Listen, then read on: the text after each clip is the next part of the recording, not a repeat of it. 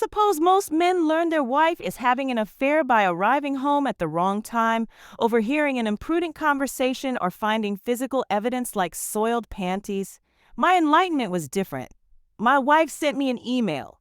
Actually, and didn't email me intentionally, although Freudians might say otherwise. My guess is that her email program automatically suggested my name as her intended addressee and she clicked it without checking. That's certainly easy to do, especially if you're in a hurry. Whatever the case, I was amused to receive a note from my wife of 18 years entitled about yesterday. Since yesterday was a rather ordinary Wednesday, I wondered why and would write me an email about it. Opening the message, I found the following. Darling, I just had to tell you again how wonderful yesterday afternoon was. You made me feel things I hadn't felt in years. I can't wait till next week. You're a sexy lady. I had been at work all day Wednesday, and as far as I knew, so had it. We hadn't even spoken on the phone that afternoon, although I did recall her being unusually cheerful when she got home that evening. Furthermore, sexy lady is not one of the terms of endearment I use within. The ugly explanation I left seemed inescapable, and my first thought was to confront her that evening and demand an explanation or more likely a confession. But I am a logical and methodical person. It took no great imagination to suppose that she might deny the implications of the errant email, make up some alternative explanation, or simply pass the whole thing off as a joke. What could I say then? Moreover, my fruitless accusation would put her on alert, and any chance I might have of uncovering the truth would almost certainly be lost. After further consideration, I decided to adopt a wait-and-see approach. First, it would be interesting, even amusing, to see if she realized her mistake and would initiate an explanation on her own. If not, I had been put on alert and had been given a schedule for her next assignment. That was information I intended to put to good use and sells real estate, so her hours tend to be irregular. This evening she got home well after I did. I watched her carefully, but found her behavior absolutely normal in every way. If she was aware that she had misaddressed her email, she gave no sign of it. I, in turn, made no hint that anything was amiss. The whole evening was routine, but when we went to bed, I found that sleep would not come. Instead, I lay there wrestling with my problem, looking at it from every angle to see if I could unravel the knot. One possibility, of course, remained that there was a completely innocent explanation. If this were so, I would not only make a fool of myself by acting rashly, but I might even do harm to our marriage. I love my wife, and the last thing I wished was to do something that might drive her away from me. Alternatively, if the email was indeed the smoking gun that revealed an affair in progress, then my marriage was already in jeopardy, in which case I would have to take action. Just because I try to control my emotions doesn't mean I don't have them. As I tossed and turned in my bed, the pain of my wife's possible betrayal ate deep into me. After lengthy consideration, I concluded that my only option was to put the issue aside until I could obtain more definitive information. Fortunately, that's something I'm able to do, and once I reached that conclusion, I soon drifted off to sleep. Once I got to work the next morning, I mentally reopened the issue. In the light of a new day, I realized that the coming Wednesday should provide some answers. Accordingly, I contacted a detective agency and made arrangements to have my wife followed. If she did nothing out of the ordinary on Wednesday, that wouldn't absolutely ease my fears, but I would certainly feel better. However, if she engaged in unfaithful behavior, at least I would know the truth and could begin to take appropriate action. Having done all I could do at that point allowed me to set the whole matter aside and go back to my work without distraction. From all outward appearances, the following Wednesday was exactly like any other. And then I left for work as usual and returned home late that afternoon at almost identical times. There was nothing about her appearance or behavior that struck me as abnormal or unusual. I sat in the den reading my favorite collection of short stories by Edgar Allan Poe and did my best to conceal any signs of my own unease and suspicions. On Thursday morning, I had an appointment with the detective agency to learn the outcome of their surveillance. While I am not a very emotional person, I can still read emotions in others. When I walked into the office, the detective handling my case avoided making eye contact with me.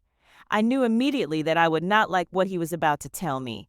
It was as bad as I had feared. Early in the afternoon, my wife had left the real estate office where she works, and the detective had followed her to a cut-rate motel near the airport. He handed me pictures showing her meeting a man there and entering a room with him. The timestamp on the photo read 1:52 p.m., approximately 2 hours later. Another photograph showed the two of them leaving the room together arm in arm. "I'm sorry," the detective said to me. "We always hate to be the ones to confirm your suspicions. What would you like us to do for you now?" I thought about it for a minute. "I need your help one more time. It would appear that this motel is the scene of their regular assignments. If that's true, is there any way you could arrange to get photos of what happens inside the room?" The detective didn't hesitate. "We have a lot of experience obtaining such evidence. There will likely be an additional charge for ensuring the cooperation of the manager of the motel, but if that's acceptable to you, I think we can guarantee satisfaction." I nodded. The cost would be cheap in exchange for the proof. I returned to my office, but this time found to my surprise that I was unable to concentrate on my work. Now that all doubt had been removed, my ability to compartmentalize my thoughts seemed to have vanished. Finally, I gave up trying to work and began to focus on what I had learned. Wiping my eyes, I began to make plans. In addition to the confirmation of my wife's infidelity, I felt I had also discovered why and had happened to send the telltale email to me instead of him. It turned out that I knew her lover. He was our neighbor, Mark Bradshaw. Since my name is Mac Bishop, the email program must have suggested my name after and had typed in the first two letters. Very careless of her not to double-check, I thought. But I suppose lust has a way of distracting lovers. Knowing the identity of and lover further increased my sense of betrayal. Mark and his wife, Bobby, were friends of ours. We'd often dined at each other's homes or gone out to movies together, and I'd never noticed any special spark between End and Mark. Had I been blind? Or had the two of them practiced the art of deception well? Whatever the case, I knew that I had to do something. The question was what? For several hours, I mentally flirted among numerous courses of action. At times, fantasies of revenge played through my mind, only to be followed by scenarios in which I imagined myself pleading with and not to leave. Questions about why the affair started and how long it had been going on plagued me. Anger and self-pity danced with one another in my thoughts. Finally, I came to a conclusion. I not only knew what I wanted to accomplish, but I had a pretty well-developed plan for achieving my goals. My campaign would involve two separate courses of action that would take place simultaneously. I thought of them as divide and conquer, divide the two lovers and conquer her heart again. For the divide part of my plan, I would use my knowledge of, and End to a lesser extent, Mark to drive a wedge between the two of them.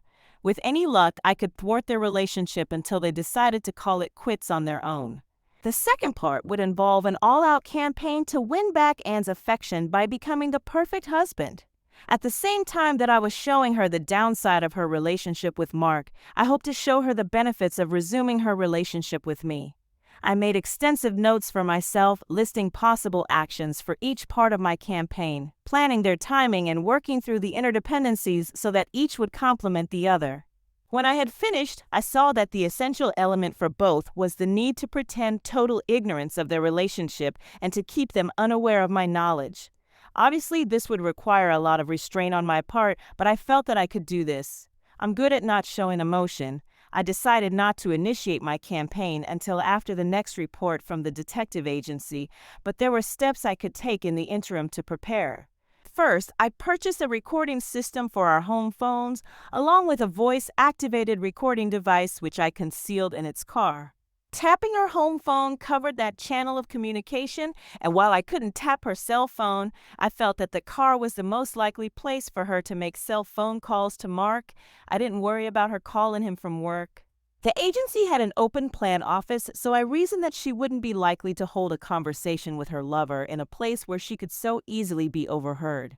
My next step was to make changes to Anne's email. Her home computer was already set up to access her work email account. Her password protected her system, but I knew where she kept a list of her passwords, and it didn't take me long to gain access. I quickly arranged for a copy of any messages she sent or received to be forwarded automatically to my account. Once I had access to her email, I soon learned that their affair had apparently been going on only a month or so. That suggested they were still in the honeymoon stage of their relationship. My challenge was to engineer an early end to the honeymoon. Having completed the preliminary work, all I had to do was wait until the detective agency produced photographs of their next liaison. In addition to stills, they surprised me by delivering video and audio as well. It wasn't a pleasant surprise. I had steeled myself to see them having sex. What I had not expected were the displays of affection and, dare I say it, love between them. The depth of their intimacy cut deep. It made me wonder if my plan had any real chance to succeed. But I finally decided I had nothing to lose and everything to gain, and so I recommitted myself to the course of action I had planned. My wife is not a patient person, and she doesn't handle disappointment well. I hope to use that weakness against her to disturb the relationship she had developed with Mark. At the same time, she is very much a romantic, and I felt that might be the path for the other part of my plan. Having a copy of all her emails gave me a decided advantage when it came to planning my program of interference. Their next exchange gave me everything I needed to commence the divide part of my plan. And are we still on for Wednesday? Mark, absolutely. Same time, same place. Can't wait. On the day of their next rendezvous, I took a late lunch and drove over to Anne's office, parking around the corner out of sight. Once she had returned from lunch and gone inside, I casually strolled past her parking lot, took one more look around to be sure the coast was clear, then ducked down beside her car. It took me only a minute to unscrew the valve cap on a tire and let the air out. Then I returned to my car and drove back to my office. Without a membership in AIA and no men in her office, I wondered what she'd do. Sure enough, 20 minutes before she was supposed to meet Mark at the motel, I got a frantic call from Anne. "Mac, I have a flat tire, and I'm supposed to be at a showing in a little while. Can you help me?" "Don't worry about a thing, babe," I told her reassuringly. "Work is pretty light today, so I can fix it for you. I just have to wrap up one thing here, and then I'll be right over." Of course, I waited for another 15 minutes before leaving, which meant I didn't get to her agency until nearly the appointed time for a get-together with Mark. I found her waiting impatiently beside her car. "I'm sorry to be so late, babe." I apologized. That took longer than I expected. As she paced back and forth in frustration, I slowly and methodically changed her tire. I had parked my car directly behind hers so I could load her flat tire in my trunk and take it to get repaired. Of course, that also prevented her from leaving until I was good and ready. By the time I had put on the spare, gotten the flat tire into my car, and had come back from washing my hands, it was well over an hour after the time she was supposed to meet Mark. I apologized to her again for taking so long and told her I hoped this wouldn't affect her relationship with her client. "He'll just have to understand," she said resignedly. "Sometimes these things happen." While I was changing her tire, I had heard her cell phone go off several times, but although she checked it, she never answered. My guess was that she saw it was Mark calling and didn't want to speak to him in front of me. My suspicion was subsequently confirmed when I got back to my office and saw the anxious email between the two of them. "Mark, where are you?" "I waited at the motel for over an hour, and Ark had a flat tire." "Mark, you could have at least called to let me know. I rented a room for nothing. And Mac was here changing the tire. Couldn't talk to you in front of him." "Good," I thought. "It looks like I've introduced a little tension into their plans." That night after dinner, I made a point of ushering into the sofa, where I proceeded to place her feet in my lap and give her a foot massage. She looked at me quizzically because she usually has to ask for such treatment. "I know you had a frustrating day, babe, and I just wanted to do something nice for you," I told her. She looked at me to see if I was implying anything more, but when I continued to smile and work on her feet, she relaxed onto the sofa. Soon I saw a look of pleasure cross her face, and as I continued massaging, her little groans of pleasure were sweet music to my ears.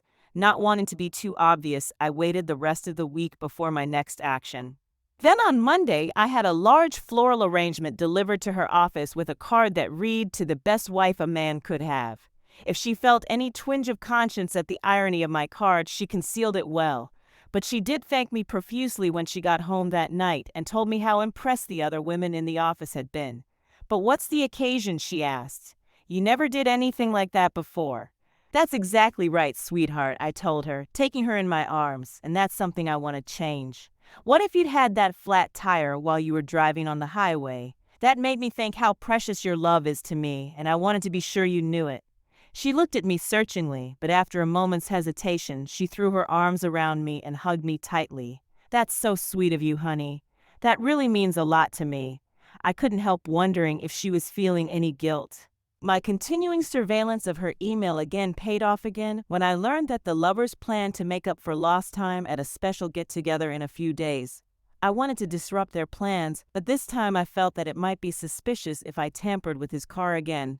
Accordingly, I let her go off to her rendezvous without interference. However, I made it a point to follow, staying well back to avoid being spotted.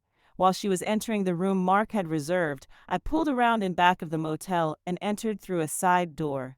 The motel was downscale enough that there were no security cameras to record my pulling the fire alarm in the corridor.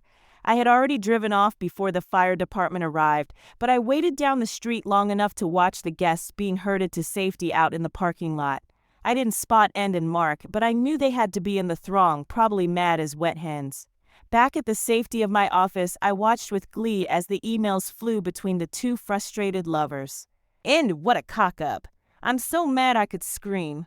Mark, I'm sorry, but it wasn't my fault. And next time, book some place that's not a fire trap. That's my end, I thought to myself. When she got home from work, I could see that she was still seething. But that changed to surprise when she noticed that the dinner table was set with linen napkins and our fine china. And when she smelled her favorite dish simmering on the stove, she looked at me with mock disbelief. "Who are you and what have you done with my husband?" she asked with a big smile on her face. "It's nothing," I said modestly. "I called your office about something this afternoon, and when they told me you had an afternoon meeting with a client that ran late, I figured the last thing you'd want to do would be to come home and cook." I saw a fleeting look of fear pass over her face, but she recovered well and threw her arms around my neck. "That is so thoughtful of you, honey," she said. "You treat me so well." After dinner, I made a big point of refusing to let her help with the dishes. She gave me a look of gratitude as I ushered her to the den and turned on her favorite TV program. I felt her eyes follow me as I returned to the kitchen, and I decided that the conqueror part of my campaign was moving ahead nicely. Whatever reservations it might be beginning to have about her affair, the next email I intercepted to her from Mark made clear that he was not to be deterred by any temporary setbacks. He wanted another taste of my wife's sweet glory hole, and he intended to up the ante to get it. "Mark, okay, no more cut-rate motels, sexy lady. This time I've booked a room at the Hyatt. Finally, we can spend some quality time together. And that sounds much better. See you there at the regular time." As I read their email exchange, I cursed Mark's persistence and Rudin's willingness to continue with their interlude. This would call for different measures. I waited until the afternoon of the day before they were to meet, then called the Hyatt's reservation desk. "This is Mark Bradshaw. I have a reservation for a room for tomorrow, but something came up and I won't be able to make it after all. I'm afraid I'll have to cancel the reservation." "No problem, sir," the reservation clerk replied. "In fact, we have a big convention booked and your cancellation will really help us." I smiled in satisfaction. Even though I tossed a monkey wrench in the works, I couldn't resist showing up at the Hyatt just to watch what would happen. I found a chair with a view of the reception desk and used a newspaper to hide myself. Sure enough, right on time, the adulterous duo made an appearance, walking hand in hand, chatting and cooing like lovebirds. Their amorous mood didn't last long once they learned they didn't have a room, but I made that reservation days ago. Mark yelled at the hapless clerk. "I'm terribly sorry," the poor girl apologized, "but according to my screen, your reservation was canceled." "That's ridiculous," Mark huffed. "Very well, make us another reservation." The girl shook her head sadly. "I'm sorry, sir, but the hotel is completely booked up. And unfortunately, with the convention in town, most of the other major hotels are also sold out. But you might have some luck at one of the smaller motels near the airport." When Anne heard the last comment, her face turned red and she clenched her fists. As Mark continued to fulminate against the clerk and the hotel, she yanked angrily on his sleeve. "Never mind," she said in a loud hiss. "Let's get out of here. I'm not in the mood anyway." With that, she turned and stalked off for the parking lot, with Mark behind her trying to placate her and tossing out alternatives. It was clear that he wasn't having much luck. I waited until they had both driven away in their cars before leaving my post in the lobby. My work here is done, I thought gleefully. When it got home that night, I stopped her at the door. "Don't even bother to come in the house, we're going out." Before she could object, I took her arm and escorted her out to my car. After holding the door for her, I went around to my side and began to drive. "What is all this?" she asked. "Where are we going?" I thought you might enjoy a little surprise tonight, I told her with a smile.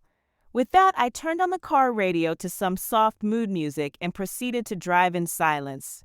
She watched me curiously, trying to guess what I had in store for her. She became obviously uneasy when she saw me pull into the parking lot of the Hyatt.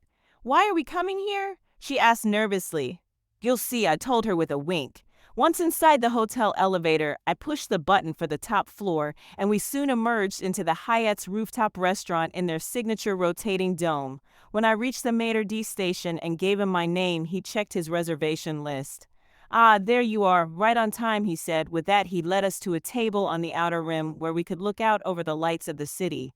"Why did you pick this place?" and asked suspiciously. "No special reason," I told her untruthfully. "I just thought it would make a pretty setting for my pretty wife." She smiled tensely at my compliment. "But how did you manage to get a table for us? I heard there was a big convention in town." "Oh, that was no problem," I said carelessly. "I just called today for a reservation and didn't react to my comment, but I knew my success stood in sharp counterpoint to Mark's fiasco this afternoon. I had made my reservation as soon as I learned of their plans for a rendezvous. I've taken the liberty of ordering for you," I continued. "I hope you don't mind." She told me she was grateful for my thoughtfulness and began to relax. She was even more gratified when the waiter brought out an ice bucket holding a bottle of champagne. After we drank several toasts that I made to her, she got really relaxed. And when the server brought out oysters on the half shell for the next course, she was delighted. I'm not a big fan of oysters, but loves them. For the main course, the waiter brought out a salmon Nicoise salad with black olive vinaigrette dressing and was suitably impressed. "I would have guessed you'd order something heavy like a big steak," she said with a smile. "This is perfect." "I know you like salads, babe," I told her. "Besides, we don't want to get too full." She looked at me inquiringly, but I said nothing more. For dessert, the waiter brought out 2 bowls of fresh raspberries with a dollop of whipped cream on top, accompanied by liqueur glasses filled with Grand Marnier. It was the perfect ending, and I loved it all. As we drove home and released her seatbelt and snuggled up against me, it appeared that the alcohol and the oysters were having the desired effect. Besides, I felt that she had to be frustrated and horny after the failures of her most recent trysts. When we got home, I steered her straight up the stairs to her bedroom. "Why don't you slip into your nightgown?" I suggested while I attend to other matters. When she turned toward her closet, I darted down the hall to the guest bedroom to make sure everything was ready. When I returned, I was pleased to see that she had chosen a sheer black gown that simultaneously hid and revealed the curves of her body. I led her down the hall to the guest bedroom, which was now glowing with scented candles placed strategically around the turned-down bed. As she stood gazing in wonder at my arrangements, I came up behind her and slipped a sleep mask over her eyes. "Touch and smell will be the only senses you'll need tonight," I told her as I led her over to the bed and slipped off her gown. Then I stretched her out on the fresh linen sheet. "Smell this," I said, waving a bottle of almond-scented oil under her nose. Then I poured a small quantity into my hands to warm it and began to rub it onto her feet. She groaned with pleasure as I gave her an abbreviated foot massage, which further moved up to her entire body and ended with me getting intimate with her. Rousing myself, I pulled the sleep mask off of her face. Her eyes were closed. She had either passed out or collapsed from exhaustion. Taking a deep breath, I picked her up, carried her back to our bedroom, and placed her on our bed. Then I covered her with the sheet, and she quickly dropped off to sleep. I gave myself a quick sponge bath in the sink before returning to the bed. As I fell asleep, I was quite pleased at the way the evening had gone.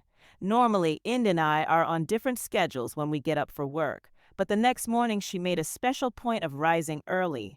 When I went downstairs, I found that she had already made coffee and fixed breakfast for me. When I looked at her, her eyes were sparkling. "Thank you, baby. Last night was really something special for me," she told me fervently. "I'm so glad you liked it," I replied. "I know I'll remember that for a long, long time." She beamed at me.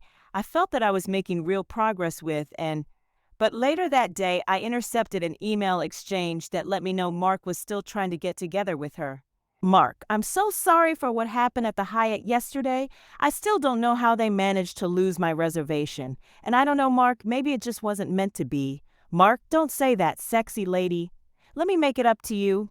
Is there any chance you could get away on Saturday? Bobby is going out of town and we can spend the day at our lake house. No reservation mix-ups, no fire alarms, just some hot loving. And Mac always plays golf on Saturday.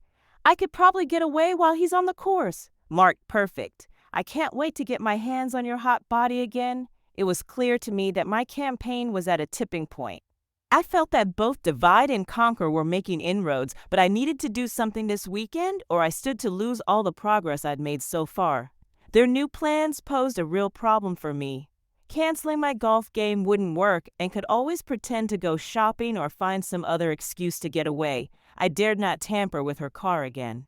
Everything might be lost if she became suspicious of me. And unlike with the motel and hotel, there was no easy way I could play games with Mark's lake house. What I needed was some way to make and decide to change her plans, preferably at the last minute.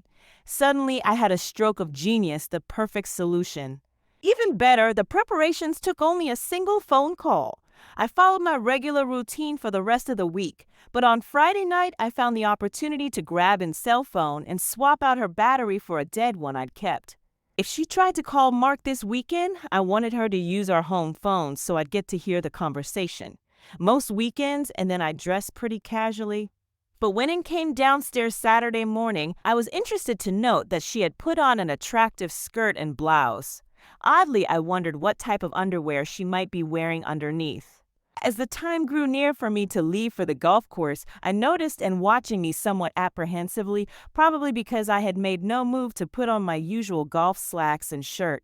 When it was almost time for my regular 10 a.m. tea time, and I had made no move to leave, I could almost see the wheels turning in her head as she began preparing an excuse for why she would need to leave the house. Finally, she grew so impatient that she confronted me. "Aren't you playing golf today?" she demanded. Before I could answer, the doorbell rang and gave me a puzzled look and went to see who was there. When she opened the door, she burst out in astonishment. "Miriam, what are you doing here? Is that any way to greet your little sister?" Miriam asked as she came through the door. The two women hugged each other excitedly. "Of course I'm glad to see you," and bubbled, "It's just that I wasn't expecting you." Miriam smiled over at me. "I'm here because your wonderful husband invited me. He called me earlier this week to let me know you two didn't have any plans and to suggest that I spend the weekend. It's been so long since we've gotten together that I jumped at the chance, and in Miriam we're extremely close to one another. Scarcely a week went by that they weren't on the phone together, but because Miriam lived a couple of 100 miles away, the two didn't get to visit very often. "It's wonderful to have you here," and told her. Then she turned to me. "That really was a thoughtful thing to do, Mac. Now I know why you gave up your golf game? Well, nothing's more important than giving my wife and her sister a chance to spend some time together," I told them. "Now, ladies, I want you to get ready because I'm taking you out to brunch." Then I looked at them again. "Actually, Miriam, you may want to change into something dressier than your jeans, but babe, you look perfect just the way you're dressed now." And looked down at herself and blushed as she remembered why she had dressed that way, but she recovered nicely. "Why don't you help Miriam take her bag up to the guest room? While she's changing, I'm just going to make a quick phone call." I watched her walk down the hall, only to hear muted cursing a minute later. She walked back out holding her unresponsive cell phone. "The damn battery has gone dead," she said angrily. "Oh dear, that's too bad," I sympathized. "But you can use our home phone," I said, pointing to the wall unit in the kitchen. "Never mind," she said hastily. The call wasn't that important anyway. Now, where are we going to brunch? I spent the rest of the weekend doing one activity after another with the two sisters, trying to ensure that they had a great time. I know that when Miriam was preparing to leave Sunday afternoon, she made a special point of giving me a big hug and thanking me. "You've got a special one here," she told, "and make sure you take good care of him." I thought I saw and went slightly before she smiled and put her arm around me. I will, she promised. I was pretty sure that, and would find time during the weekend to call Mark, but I wasn't worried. If the call was made on our home phone, I'd have a recording of it. After and went to bed Sunday night, I was able to check the recording device. Sure enough, it had captured a call she made to him early Sunday morning. "And Mark, it's me, and Mark, where the hell have you been? You didn't show up on Saturday, and every time I tried to call you, your cell phone went straight to voicemail. And I'm so sorry, but I couldn't help it. My sister came into town unexpectedly on Saturday morning, and then my phone battery went dead. I couldn't find a chance to call you in private before now. Mark, couldn't you have gotten away Saturday afternoon? And I couldn't, Mark. Mac took us all over town doing things Saturday. Mark, well, what about today? And my sister's here for the weekend. I just can't walk out on her. I haven't seen her in months. Mark, well, I felt pretty damn silly sitting at the lake house with my tool in my hand all day, waiting on you. And don't you ever think about anything except your tool. Mark, fine. I guess I know where I stand in importance to you. And let's not fight about this. Listen, I have to go. I don't want Mac walking in on me. Their conversation delighted me. It sounded like their frustrations were about to boil over, and I felt that I had dealt their relationship a serious blow. I could only hope that it was enough. Eavesdropping on their email on Monday, I found confirmation of my assessment. Mark, are we still going to get together this week? And I don't think so, Mark. This whole thing is getting to be too much of a hassle, and it's starting to get to me. Besides, Mac has been really sweet to me lately, and I'm feeling pretty guilty about running around behind his back. I think we need to end this now. Mark, don't say that. And at least one more time. And no, I mean it. It's over. Mark, well, I can't say I'm not disappointed. You're still one sexy lady, but I understand what you're saying. Maybe it's for the best. I don't want to lose Bobby either, but I hope we can still be friends. And sure, we'll stay friends, just not friends with benefits. Success. I had managed to insert enough problems into their relationship to cause it to collapse just as I'd hoped. Now the only thing left for me was to complete the second half of my plan. When I got home that evening, she was moody and distracted. Once or twice, I even thought I saw tears in her eyes. I didn't want to intrude, but I felt I shouldn't ignore her behavior entirely. Are you okay, Bate? I asked solicitously. You seem to be sort of down tonight. Did you have a problem at work? Oh, it's nothing, she said, not looking at me. I guess I'm just in a blue mood. It's probably hormones or something like that. I nodded and gave her some space for the rest of the evening. But inwardly I was gloating because I was certain she was mourning the end of her relationship with Mark. Even though it had been her decision to halt the affair, I knew that and invested a lot of emotions in any relationship and can't let one go without some sense of loss. I actually found her mood reassuring. She wouldn't have felt so blue if she hadn't decided to end things. But I couldn't help thinking that Mark was unlikely to have a similar reaction. He's probably banging Bobby this very moment, I thought snidely. The next morning and was in a much better emotional state. During the day, I saw no further emails between Mark and her, which reinforced my belief that neither was having second thoughts. That gave me a growing sense of triumph. Everything was turning out as I had planned. That evening after dinner, I again had my Edgar Allan Poe book in my lap when and came in the den. Which one are you reading this time? She asked. One of my favorites, I told her. The Cask of Amontillado. I don't know that one, she said. Then she snuggled up beside me. Can I interrupt you for a minute? I just wanted you to know what a wonderful husband you are to me, she said earnestly, gazing into my eyes. The last few weeks you've been so sweet to me, and I feel really lucky to have you. My heart soared at those words, and I knew that I had one. This was the moment I had waited for. I returned her gaze, but said nothing, waiting to see what else she might say. She paused, and for just a moment I saw an expression that might have been guilt pass over her face. Her eyes seemed to water a bit. I really don't deserve you, she said fervently. No, I said calmly, I don't deserve you. Then I reached over to the desk drawer. And I certainly didn't deserve this, I said harshly, plopping into her lap the still photos of her session with Mark at the motel. At first, she looked at me in confusion because of the change in my tone of voice, and then she had trouble comprehending what I had given her. But when she focused on the stills and recognized what they depicted, she began to wail, "Oh my God, no, no."